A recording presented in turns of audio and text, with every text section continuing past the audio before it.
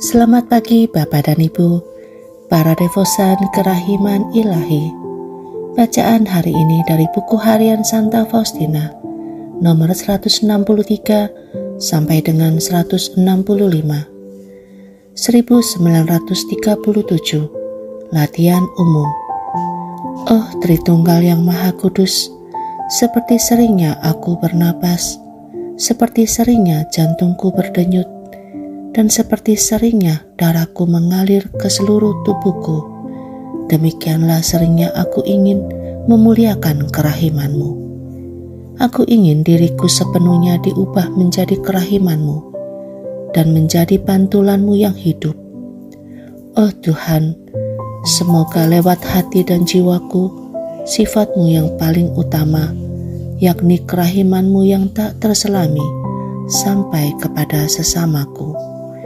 Tolonglah aku ya Tuhan, supaya mataku penuh dengan belas kasihan, sehingga aku tidak pernah mencurigai atau menilai orang atas dasar penampilan lahiriah, tetapi melihat apa yang indah dalam jiwa sesama dan siap menolong mereka.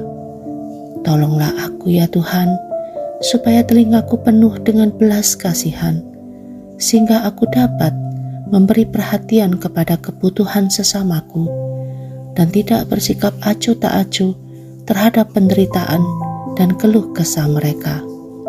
Tolonglah aku ya Tuhan, supaya lidahku penuh dengan belas kasihan, sehingga aku tidak pernah berbicara jelek terhadap sesamaku, tetapi mengucapkan kata-kata penghiburan dan pengampunan untuk semua orang.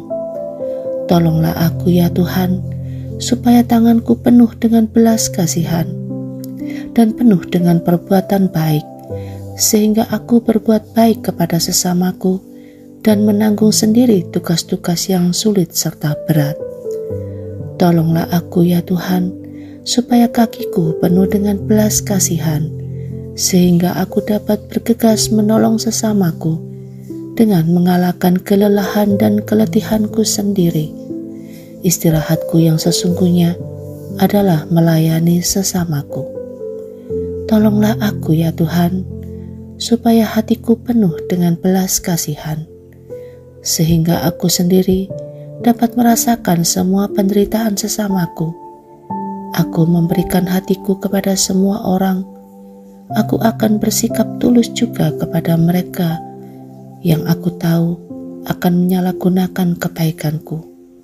Aku mau mengurung diriku dalam hati Yesus yang Maha Rahim.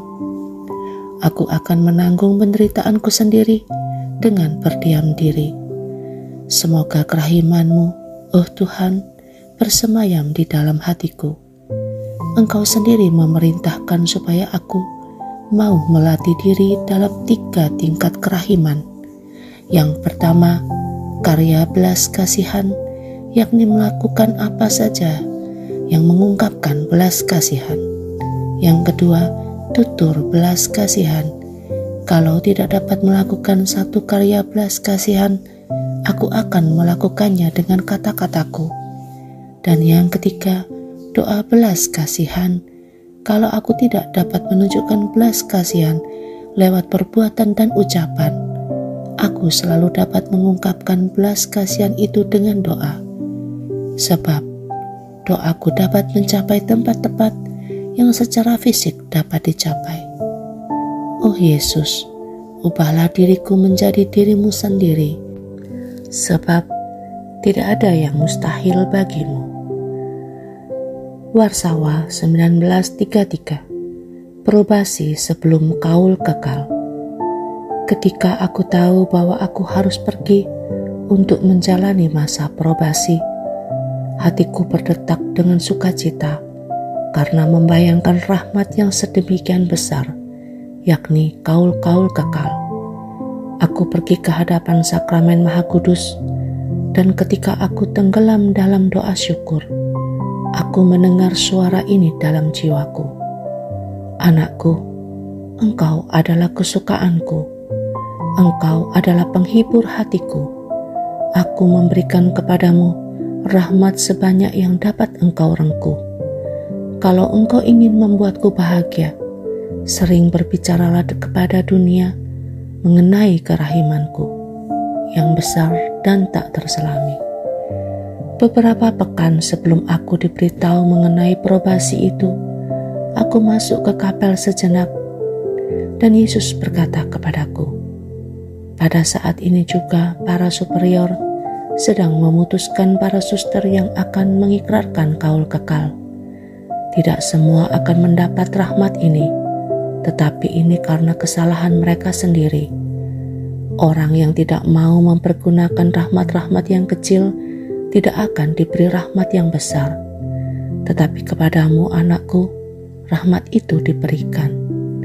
Jiwaku dipenuhi dengan rasa kagum dan penuh sukacita, sebab beberapa hari sebelumnya, salah seorang dari para suster telah berkata kepadaku, "Suster, kamu tidak akan pergi ke probasi yang ketiga. Aku sendiri akan berusaha supaya kamu tidak diizinkan untuk mengikrarkan kaulmu." Aku tidak mengatakan apa-apa kepada suster itu. Aku merasa sangat pedih, tetapi aku berusaha menyembunyikan perasaan itu sekuat tenagaku. Oh Yesus, sungguh aneh jalan-jalanmu. Sekarang aku tahu bahwa tidak banyak hal yang bisa dilakukan orang dengan mengandalkan kekuatannya sendiri. Sebab ternyata aku dapat menjalani masa probasiku seperti telah diberitahukan Yesus kepadaku. Yesus, Engkau andalanku.